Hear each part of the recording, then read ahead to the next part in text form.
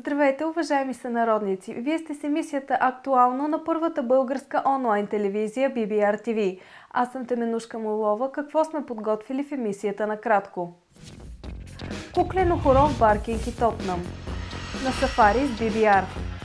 Чрез жреби определиха двубоите в турнира Let's Play Tennis. Сънародници в основата на спортната борба в Англия.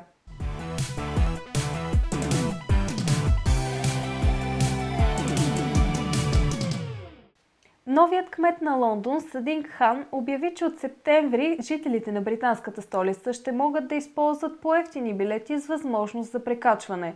Пътниците, които се придвижват с автобус, ще имат 1 час за да осъществят пътуването си и ще могат да се прекачват на друга линия, без да се налага да плащат втори билет. Хан обеща, че до 2018 година ще бъде въведена и възможността за неограничено прекачване. За тези, които ще пътуват до Гърция с автомобил тол такси, за ползване на магистралата до Солун въвеждат гърците това лято на граничен пункт Промохон за всички превозни средства. Касите вече са изградени на 2 км след гранично-контролен пропускателен пункт Кулата в Гърция. Тол таксата за лек автомобил ще е 2 евро и 40 евроцента, за мотор 1 евро и 70 евроцента, а за автобус 6 евро. Така с пътна такса ще се облагат всички, които влизат в Гърция. Досега до Солун се пътуваше безплатно.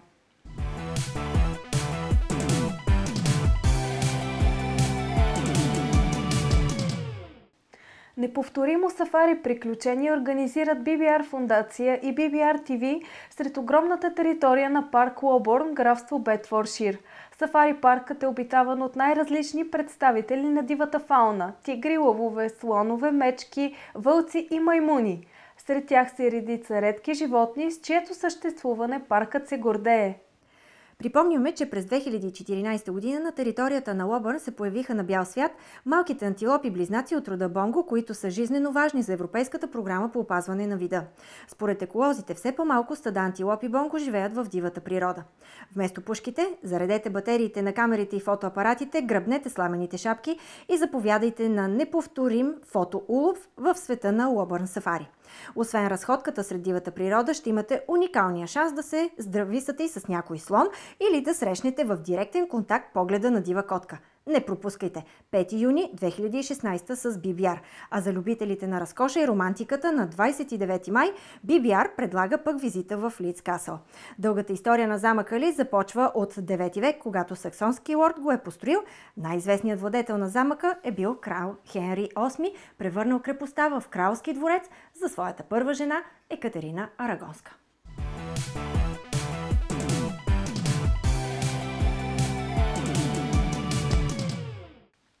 Председателят на Еврокомисията Жан-Клод Юнкер предупреди, че излизането на Великобритания от Европейския съюз би имало непредвидими последици не само за самите британци, но и за всички останали европейци, предаде агенция France Press.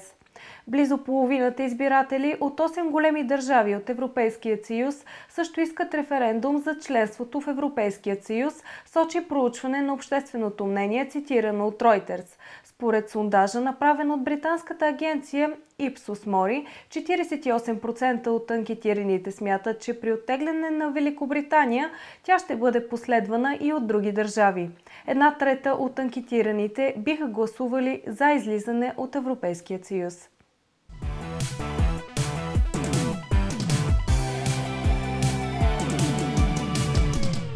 Английската актриса и модел Ема Уотсън, известна с ролята на Хърмайони в Хари Потър, също стана част от скандала Panama Papers, съобщава ibtimes.co.au.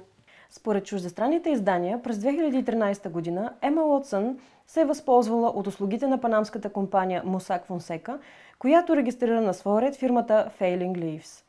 Чрез нея е купена къщата й в Лондон за 2,8 милиона паунда. Говорител на актрисата обясни, че тази операция е извършена с цел сключване на анонимна сделка, а не за избягване на плащане на данъци.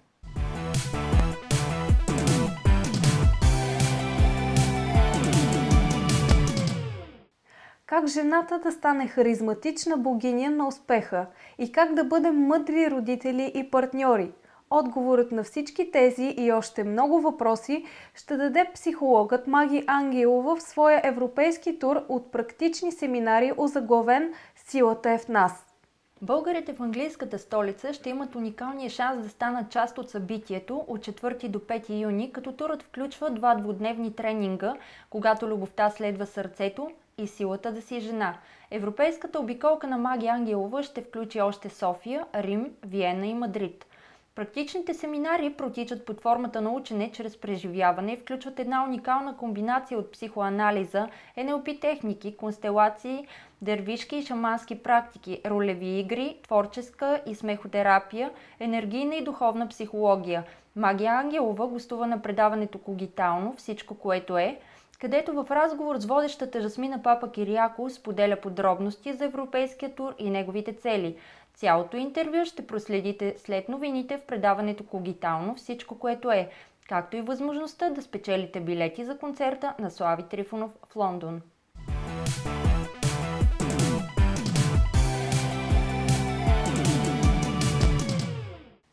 Предаването "Творецът в мен" по BBR TV и BBR Фондация с любезното сътрудничество на Български културен институт в Лондон ви канят на среща с Занара и Светът на Мая. Събитието е своеобразна компилация от изложба, прожекция на филма "Занара портрет" и представяне на книгата "Независимият живот на моите мисли". Занара е автор, илюстратор и дизайнер с богата творческа история. Нейното изкуство отразява вечно развиващата и се творческа природа. На срещата Занара ще провокира присъстващите да погледнат на себе си и на своите мисли от различна перспектива. Книгата й "Независимият живот на моите мисли" е предназначена както за деца, така и за възрастни. Ще бъдат представени и няколко творби от последният ти проект "Азбука на духа". Заповядайте на 26 май в Български културен институт.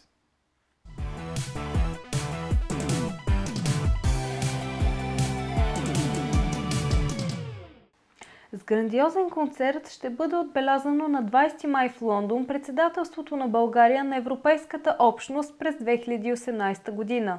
Събитието ще представи традиционна българска и съвременна световна музика в еклектичен набор от световно известни артисти. Впечатляващата Кадоган Хол ще събере 4 пианисти – Иван Янъков, Ангел Заберски, Живко Петров и Георги Черкин. На сцената ще излязат още Теодосий Спасов, Мистерия на българските гласове, Лондонският български хор и Лондонският камерен оркестър, както и много други.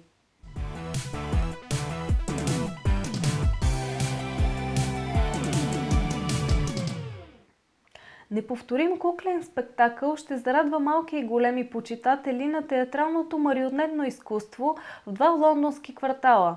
На 19 и 21 май всички любители на куклената магия ще могат да видят постановката на Герана. Фолклорно-марионетният спектакъл за малки и големи е сюжетно-танцово представление, изградено в духа на българската традиция. В него се разказва за един от най-съкровените мигове в живота на младите хора от старо време, когато един момък заявява любовта си пред най-гиздавата мома в селото. В марионетното представление ще има танцори от Тракийско и Шопско, както и песни от няколко края на българските фолклорни области.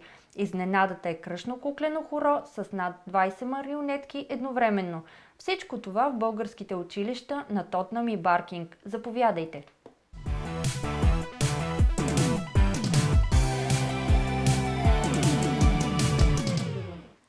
Продължаваме и с спортните събития. Чрез жребий бяха определени двойките в турнира Let's Play Tennis, организиран от фондация BBR и BBR TV под патронажа на единствения българин, член на The Wimbledon Tennis Club от самото му създаване, Павел Михайлов.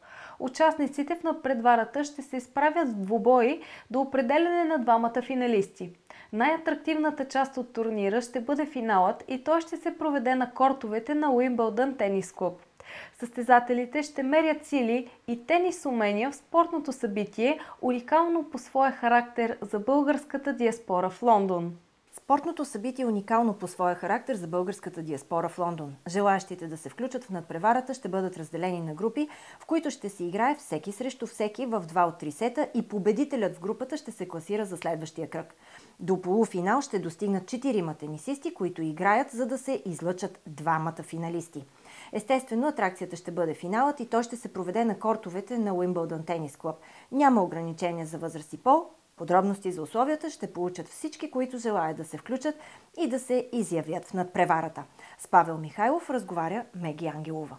Бихте ли казали няколко думи за себе си, за клуба и защо сме тук? Напред се радвам, че мога да организирам първия Open турнамент в Англия за всички желаящи да участват българи, който ще бъде с награден фонд и с раздаване на купи. Тенисът само за аристократи и заможни хора ли е? Не, който смята така, дълбоко се лъже. Чисто и просто трябва да обичаш тази игра. Под чий патронаж ще се проведе този турнир? Този турнир ще се проведе под мой патронаж и със съдействието на BBR Foundation и BBR TV.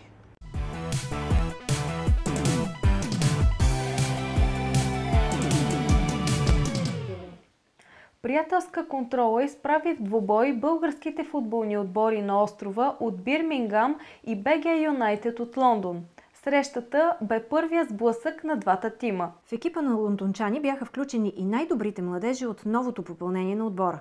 Стадионът на Хакни Маршес отвори врати за първия по рода си матч между българските отбори. Това е загрявка на лондонския клуб БГ Юнайтед преди големия турнир на българските футболни грандове на острова.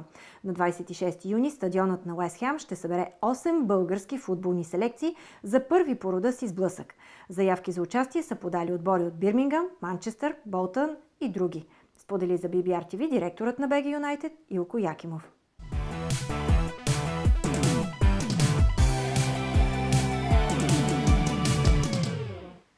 Републиканско първенство по борба в Нотингам с българско участие събра почитатели на този спорт. Инициативата е част от политика на Английската федерация по борба за поставяне основите на този спорт с помощта на български момчета. Предлагаме ви кадри от турнира, предоставени с любезното съдействие на нашите сънародници от Нотингам.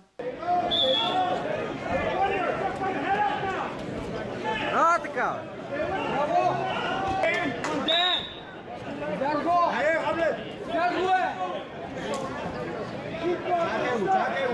Чакай!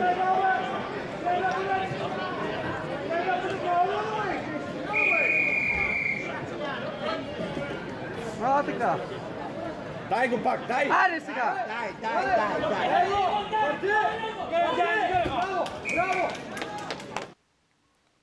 Преди да се разделим, ви предлагаме кадри от незабравимото слънчево преживяване в екскурзията на BBR и приятели в Арундел Касъл.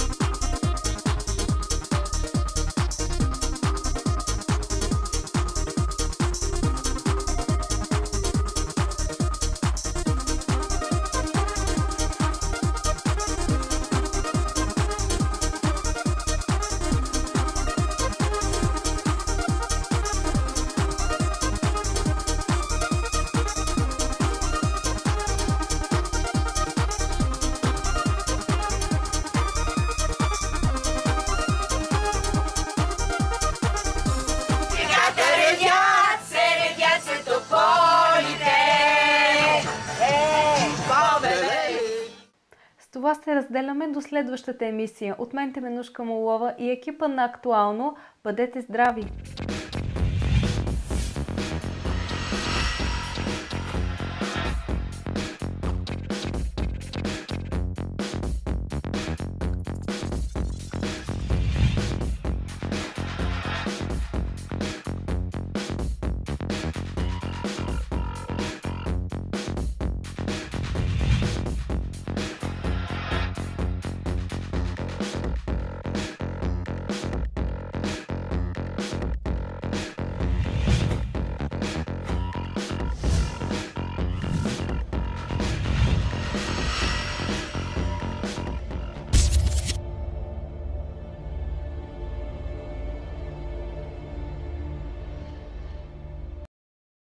Здравейте, аз съм Магдалена Ангелова и като психолог, занимаващ се с човешките взаимоотношения, целя да дам на хората практични знания и умения, с които да бъдат по-осъзнати, да владеят ефективната комуникация и да бъдат щастливи от изборите, които правят. В тази връзка ви каня на семинара "Когато любовта следва сърцето" в Лондон на 4 и 5 юни, по време на който ще говорим за отношенията с нашите партньори и с нашите деца. Този семинар е подходящ за тези, които търсят своят подходящ партньор, за да развият една щастлива връзка. За тези, които вече са във връзка, но търсят начин как да запазят и развиват хармонията в нея. За тези, които осъзнават, че имат проблем в двойката и търсят начин да ги разрешат. За тези, които се вълнуват от мъдрото родителство и искат да възпитават едни уверени и щастливи деца. И специално за жените, които се интересуват как да се свържат с женската същност и сила и да навлязат в дълбочината на женската психология, отново в Лондон на 11 и 12 юни семинар на тема "Силата да си жена". И всичко това, ако е част от вашето търсене, тогава тези семинари са точно за вас.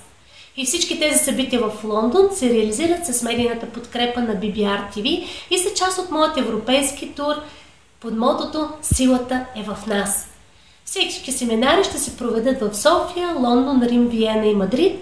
За повече информация за събитията и изненадите по време на европейския тур може да четете в моят сайт magiangelova.com. Очаквам с нетърпение срещата ми с вас.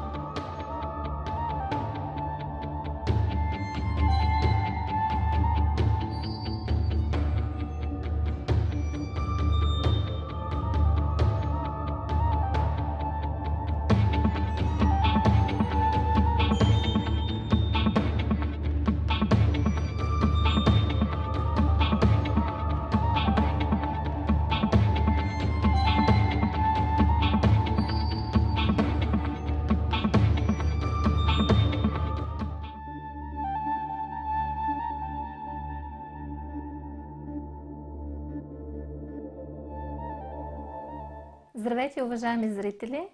Отново сте с програмата "Когитално всичко", което е специален гост на предаването е Магдалена Ангелова. За какво ще се говорим днес? За позитивна психотерапия, за взаимоотношения и за неща, които си мислим, че не са важни, но са много важни. Нека да ви представя нашата специална гостинка. Здравей, Магдалена! Здравейте! Много ни е приятно. Наскоро си се върнала от Непал и това, което...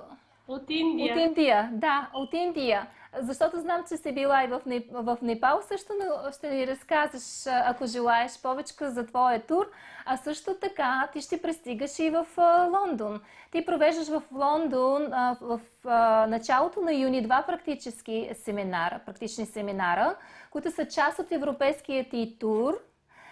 И той е озаглавен "Силата в нас". Как се роди идеята за този тур?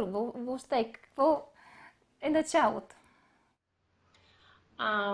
Първо, благодаря за това, че ме поканихте и съм ваш гост. Изключително ми е приятно. Завърнах се наскоро от Индия. Да, с група бяхме там. Имахме едно много вълшебно преживяване. Целта на пътуването ни беше да успеем да се откъснем от динамичната наша реалност, която знаеш колко много задачи и ангажименти ни поставя, и да можем да останем сами със себе си, всеки в собственото уединение, да можем да се погрижим за себе си, да се дадем време, в което да обърнем внимание на себе си, защото иначе фокуса ни е винаги доста често навън. За семейството, за работата, за ангажименти, свързано към тези сфери от живота ни. А там в един момент оставаме сами със себе си и трябва да преживяваме през сетивата, да се докосваме до различна култура, да опознаваме различни традиции. Това да се погрижиме за тялото си, като правим различни медитации, йога практики.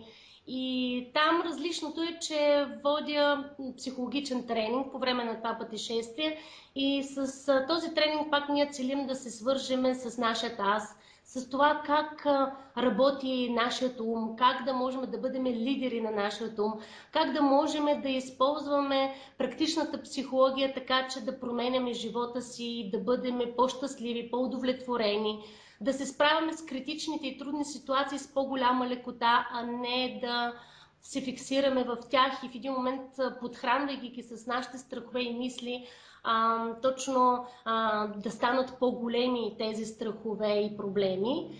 И това е един начин, в който ние да обговаряме себе си, да споделяме себе си, да откриваме себе си, да можем да си задаваме въпроси, така че да търсим решения, с които наистина да бъдем по-спокойни в това, че дори критични ситуации в живота ни можем да намерим ресурс, начин и сила в себе си, за да се справиме с това предизвикателство, което така или иначе винаги идва в живота ни по един или по друг начин.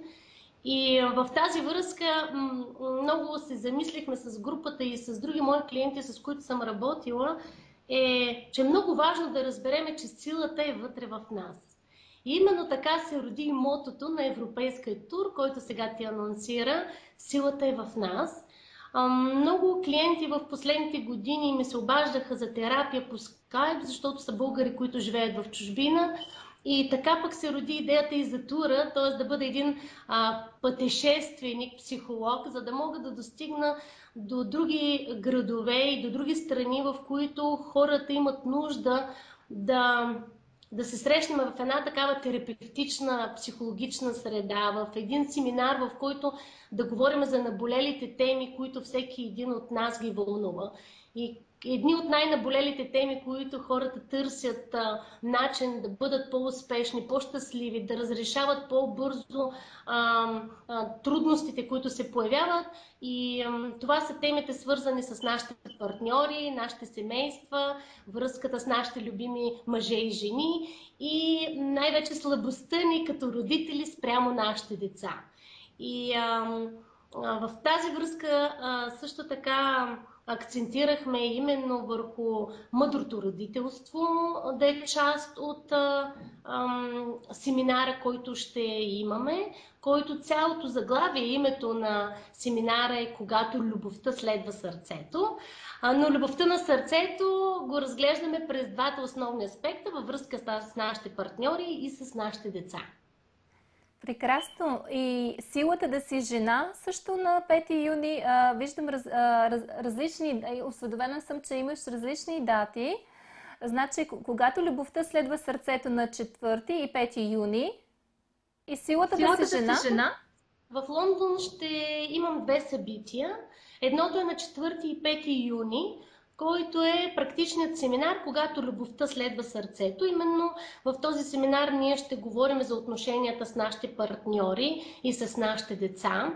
Акцента тук ще е да говорим за психологията между мъжа и жената. Какви са основните грешки, които правят жените и които правят мъжете в отношенията един към друг. Също така искам да поговорим по време на тази част от семинара за това какви са емоционалните копчета, които ние можем да натискаме в нашите партньори, за да може да улесняваме общуването си, близостта си, и кои са пък тези копчета, които могат да отключват нашата реакция, да бъдем по-гневни, по-неразбрани, защото всички си имаме нашите силни и слаби страни в себе си. Друга част, която смятам, че е много важна и съм е заложила в този семинар, е така нареченият психологичен партньорски договор. Има една много интересна психологична програма и структура, която аз съм я създала и съм така в едно изследване да видя наистина как този модел може да помага на хората, в които се изследват нашите жизнено важни принципи, нашите приоритети, нашия основен фокус, който е важен като потребност на моята личност да преживявам, да ми се случва във връзката с другия. Защото ние можем да искаме много неща, но няма как наведнъж всичко да се получи и е важно да открием кои са наистина нашите приоритети, нашата основна цел, най-хранещата ни система, с която ние да се чувстваме спокойни в тази връзка. Като си представиме как преживяваме с нашия партньор, да виждаме една сигурност, да искаме да останем в тази връзка, да виждаме смисъл и перспективата в нея.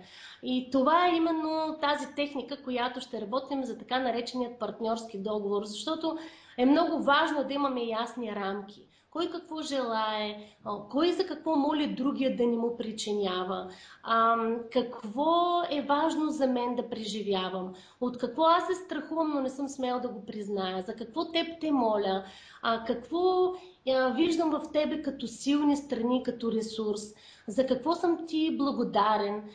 Все неща, които установявам в моята работа, че хората си ги мислят, но не стигат до там да ги изкажат на партньора си. И оставаме с заблудата, че мислейки сме ги казали, но не е така. И други остава с усещането, че едва ли ние не сме видяли какво той е направил за нас, не сме оценили неговите възможности, не сме му благодарили за нещата, които той е направил за нас. И някак си се загубва връзката по този начин, защото двамата партньори сякаш остават с усещането, че не са доизказани нещата, не сме видяли нашите силни страни, не сме успели да оцениме позитивните си страни един към друг.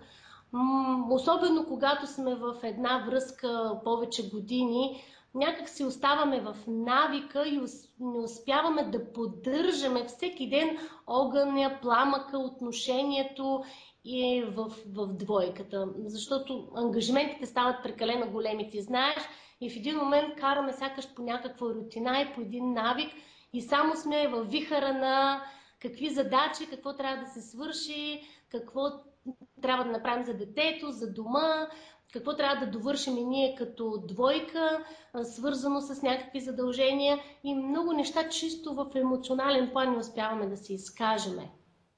Така е, нямаме като че ли баланс в взаимоотношенията. А би ли ни казала как протичат тези обучения и какво се случва по време на тях? Обикновено, защото много пъти на семинарите може би идват хора, които си мислят, че нямат толкова голяма нужда или с някои от партньорите, които да оправят другия партньор. Да го поправиме другия. Да. Как протичат тези семинари? Рамката е различна, но в случая, за който сега говорим, за семинарите, които ни предстоят в Европейския тур, по начин, по който протичат е следния. Има кратка семинарна или лекционна част, в която аз представям именно психологията между мъжа и жената, какви са потребностите на двата пола, какви са основните грешки, които ние правим, защото мъжа и жената са различни, по различен начин обработваме информацията, по различен начин общуваме един с друг. Примерно мозъка на мъжа обработва по различен начин информацията от този на жената и грешките, които правим е, че ние изхождаме жените през нашата призма. Ние сме по-емоционални, по-многословни, вкарваме от тема в тема, т.е. много теми вкарваме в едно изказване и това обаче не е лесен канал за предаване на информация на мъжа.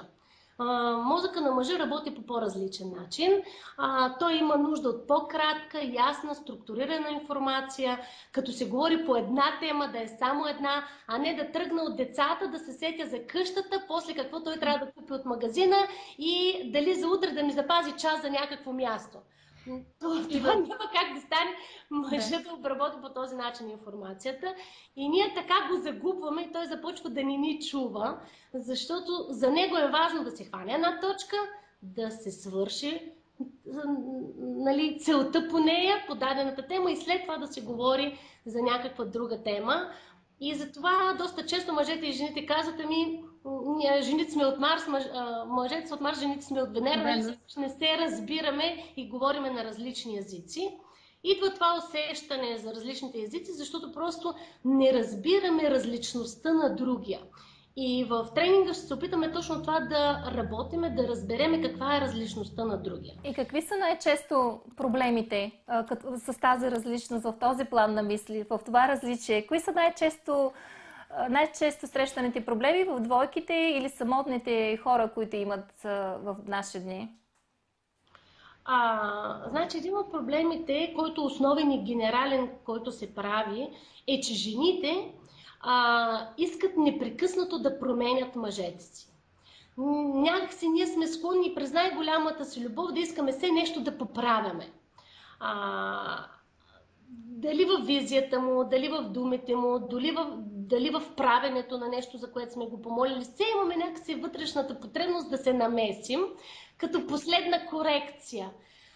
По този начин мъжът обаче не се чувства с доверие, че имаме към него. Чувства се все едно трябва да го поправяме по някакъв начин, че все нещо може би греши.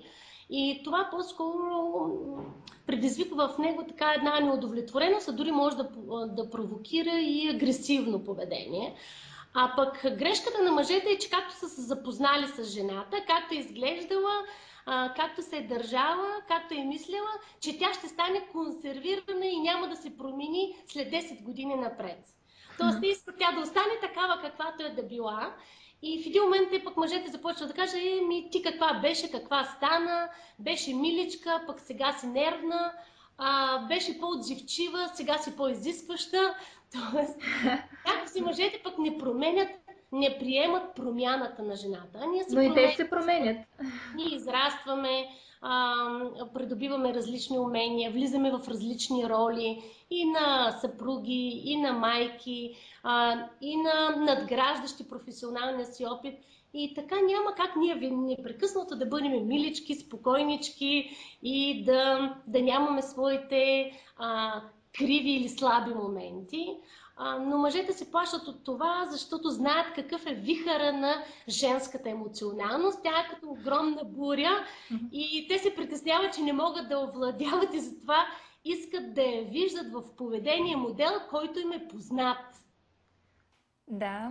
Да се върнем в първия ден на практичния семинар, за семинарите да си поговорим малко, които предстоят в Лондон и които със сигурност се чакат с голям интерес от българите в Лондон. В първия ден от практичния семинар, когато любовта следва сърцето, ще работиш върху партньорските отношения. Какви са най-често проблемите, които двойки...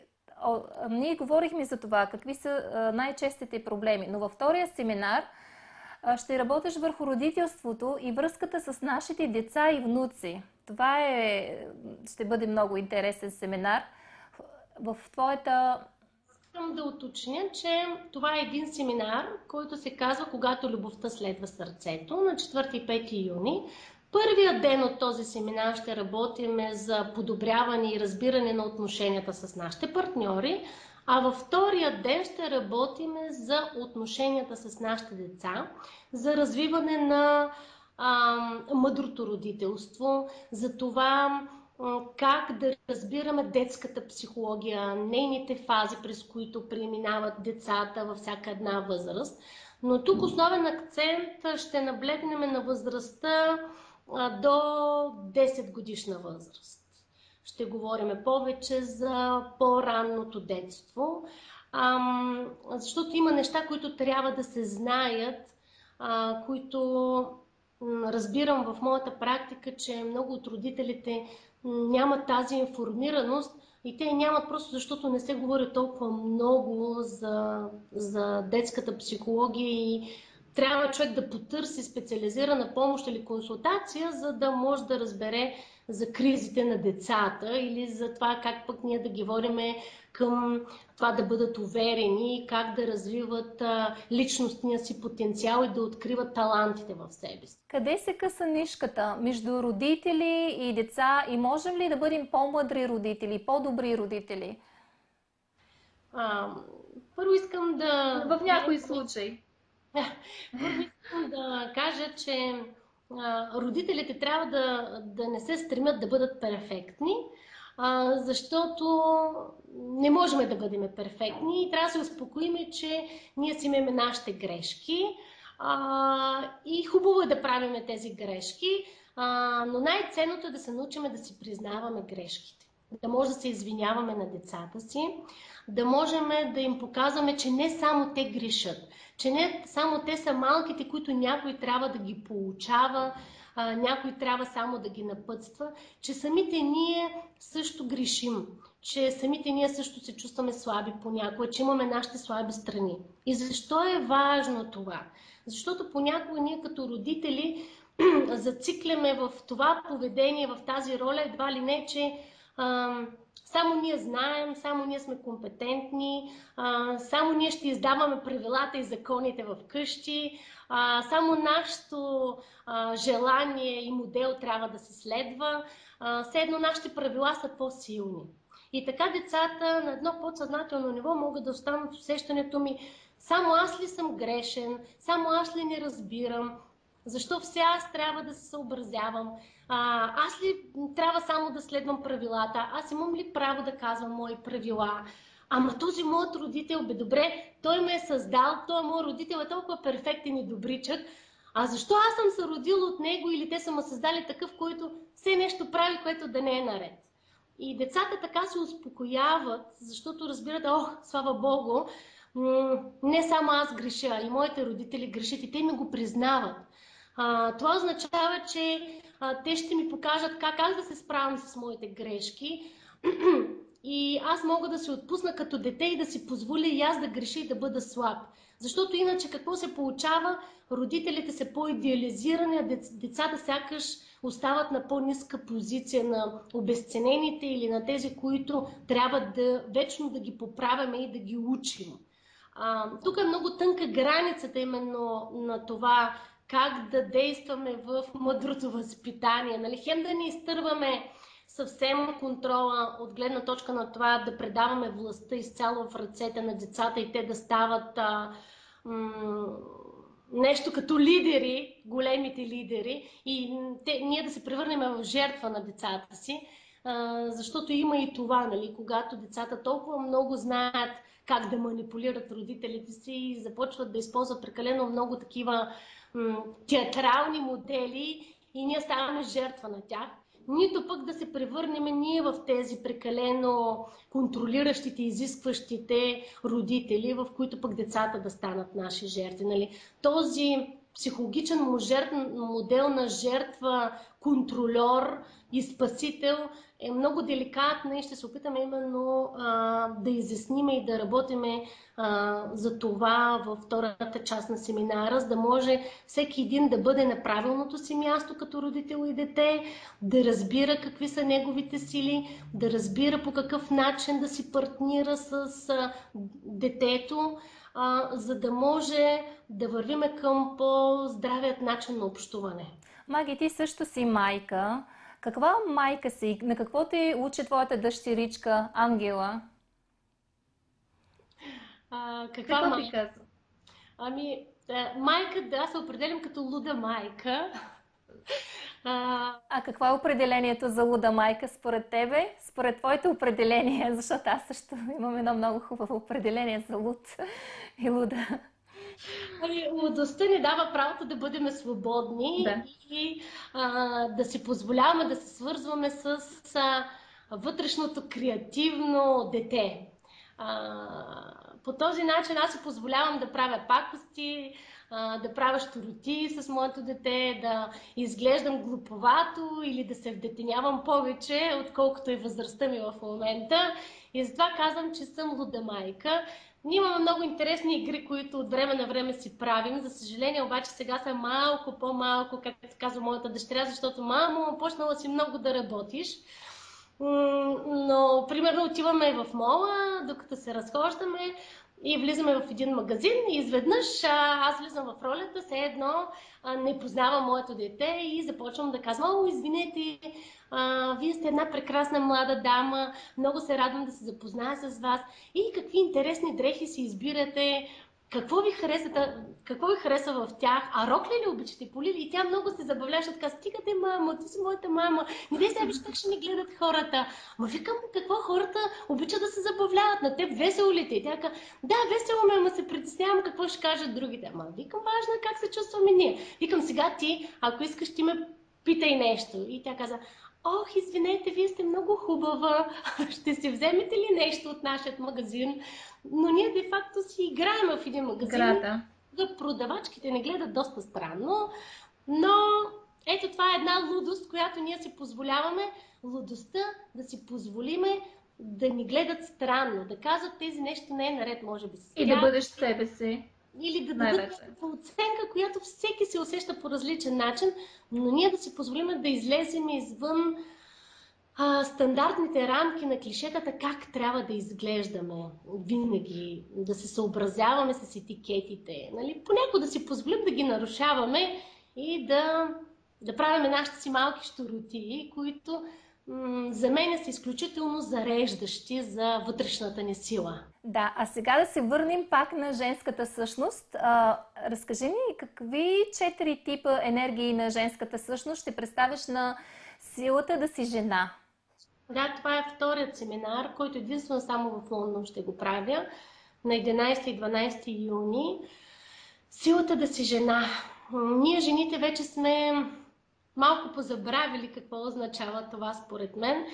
Даже това се отнася и за мен и аз самата също се уча и правя много от тези практики и модели през себе си, защото сме станали прекалено дейни и сме влязли в мъжкият свят с много мускули, които сме се опитали да си сложим, за да бъдем все по-борбени, доказващи, реализиращи, устремени.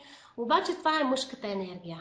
Да, това ни помага да се приборим, да докажем своите умения и знания в един такъв мъжки свят.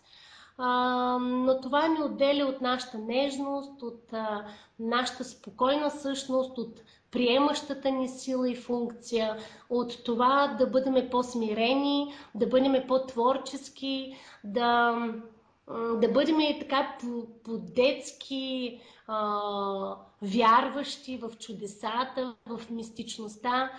Станали сме прекалено аналитични, рационални, прагматични, перфекционистични.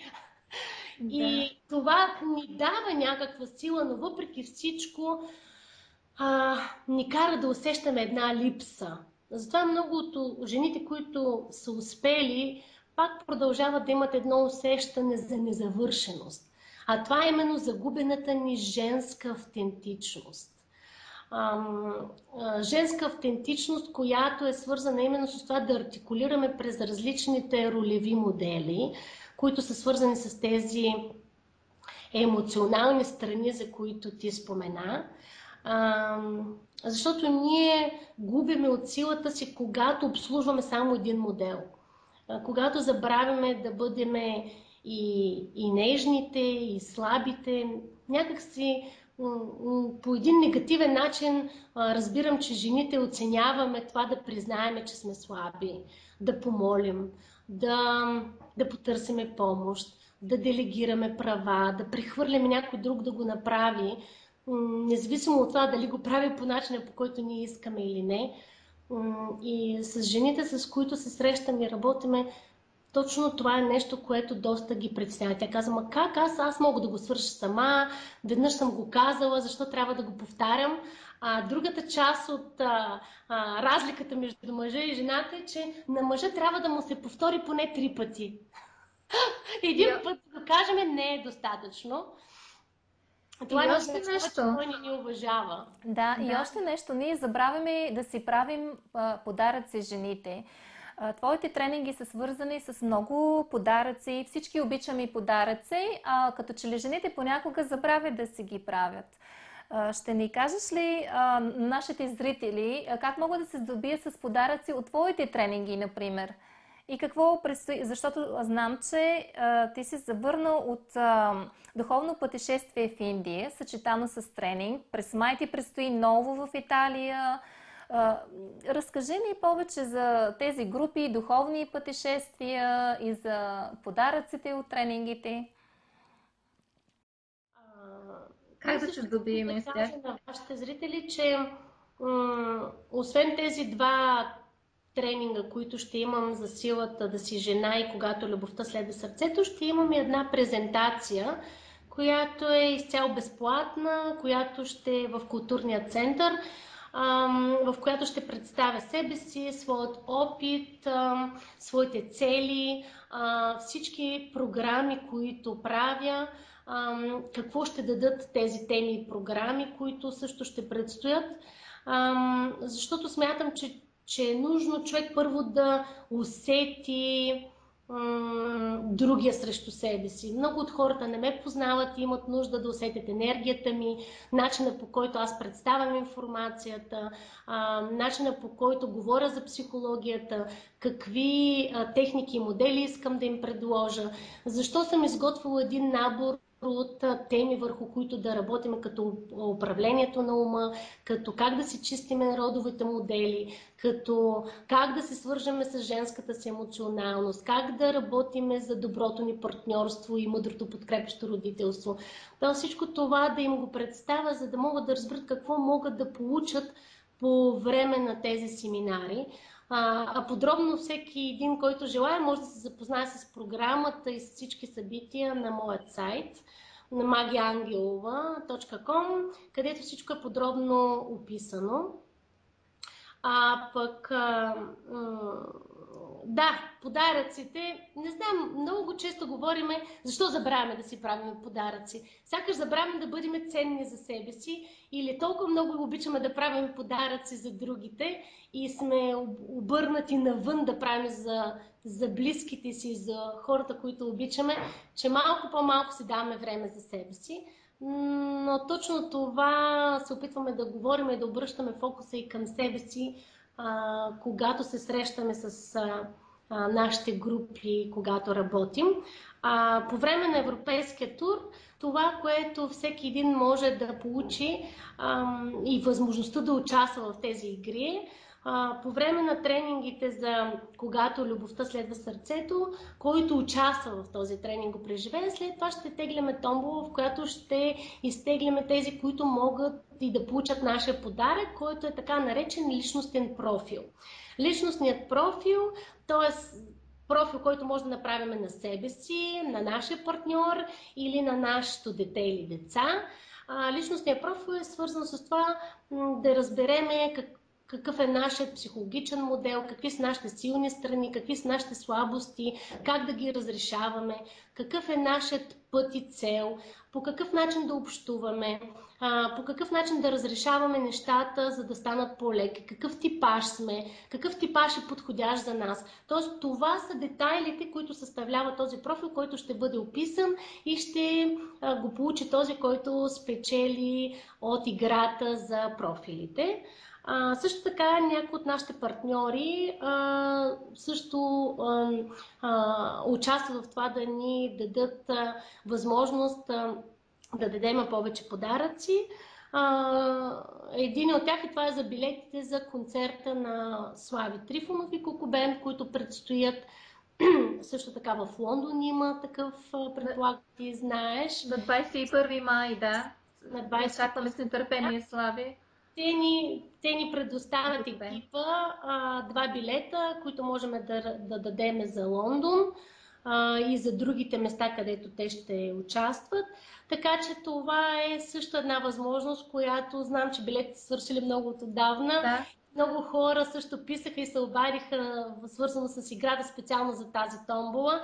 Така че ще дадем съвсем скоро и тези билети на тези, които са се включили в играта, за да спечелят на бед.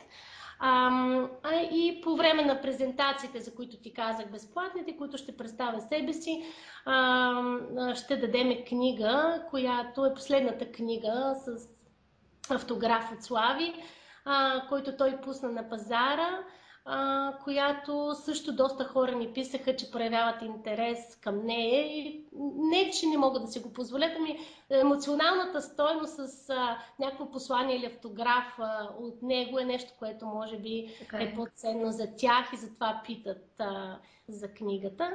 И така е. Това са нещата, които ще направим свързано с тура. И този, който е комбинираният билет.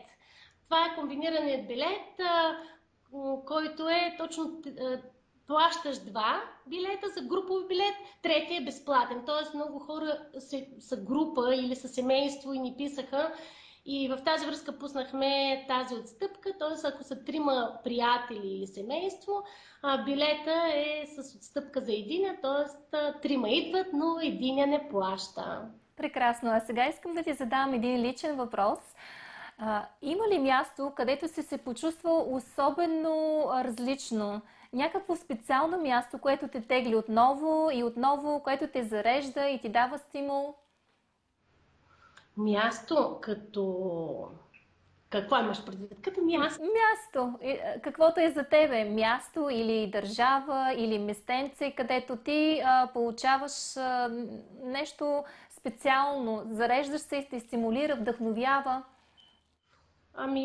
Така сега като ми задаваш въпроса и първото, което ми идва на ум е, аз много обичам работата си. И когато работя, дори да се изморявам, аз се зареждам. Зареждам се от това, че мога да достигна до повече хора, че може да говорим с тях по какъв начин може да разрешават те неща, които ги карат да се чувстват блокирани или да имат затруднения. Когато работя с групите, енергията е много различна. Хората са отворени, когато търсят помощ и енергията е така много, много зареждаща. Обичам да съм сред хората, да разговарям с тях, да споделям с тях. Работата ми е един от тези пристани, да го кажем, на личен заряд. Също така пътешествията. Пътешествията за мен са един терапевтичен процес, в който аз някакси освобождавам себе си, освобождавам душата си в някакъв полет. Обичам различните места, различните преживявания, срещата с нови хора, опознаването на различните култури, на техният бит, да влизам в различни предизвикателства, на това да вляза и да бъда на места, на които не съм била, да се предизвиквам, например, направих един скок с парапланер от Хималаите.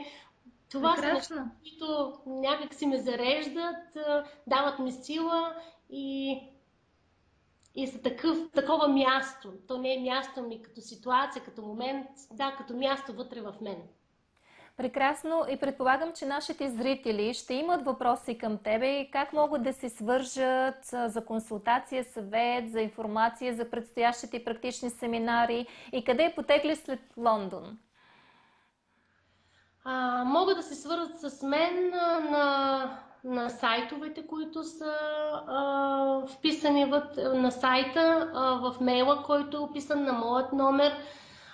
Имаме на Фейсбук също могат да ми пишат. Тоест много са опциите, които не знам дали сега да ги изброявам всичките или просто който се интересува да влезе в сайта на Магия Ангелова или във Фейсбук на Магия Ангелова и ще получи цялата информация, защото има различни телефони и много мейли сложени, на които може да ми пишат. Всеки, който има въпроси и желае да има контакт с мен. И какво беше другия въпрос? Другия въпрос беше на къде потегли след Лондон? Така, значи първо ще стартирам от София. Така че на 28 и на 29 май е първият семинар от Европейският ми тур в София. След това идвам при вас в Лондон. След Лондон отивам в Рим. И след това продължаваме Виена, Мадрид и така целият тур. Прекрасно. А би ли пожелала нещо и на предаването Когитално всичко, което е специално на зрителите на BDR TV и на предаването? Че може би наистина това мото "Силата е в нас". Трябва да си повярваме, че силата е в нас. Че ние можем да променяме реалността си. За това да носим отговорност за изборите си. Да не се уповаваме само навън. Т.е. да очакваме, че някой друг ще направи живота ни по-хубав, по-щастлив. Ние сами можем да избереме фокуса на това как да възприемаме реалността, по какъв начин ние да действаме в нея. И наистина много искам така да акцентираме върху това да бъдем по-емпатийни.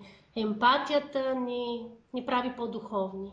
И вярвам, че всеки един от нас точно това търси и това е един вътрешен мир, който е голям дар, който можем да си дадем. И наистина много желая да предам тази енергия в моите обучения, защото има начин да променяме отношенията си с нашите близки, с децата си и най-вече да променяме отношението към себе си. Ако ние се обичаме, ще предаваме любовта на другите и ще получаваме любов. Ако ние сме критични към себе си, ако ние не вярваме на себе си или по някакъв начин бягаме от себе си, ще предизвикаме и подобна реалност, която да дойде отвън към нас. Така че да работиме за това да активираме щастието, удовлетвореността в себе си и да даряваме емпатия на другите, за да можем именно да вървим към едно добро начало, което това начало е точно в този момент, когато решим да го направим. Благодаря ти, Маги, за гостуването и те очакваме с нетърпение в Лондон. Благодаря и аз много. Хубав ден. Хубав ден.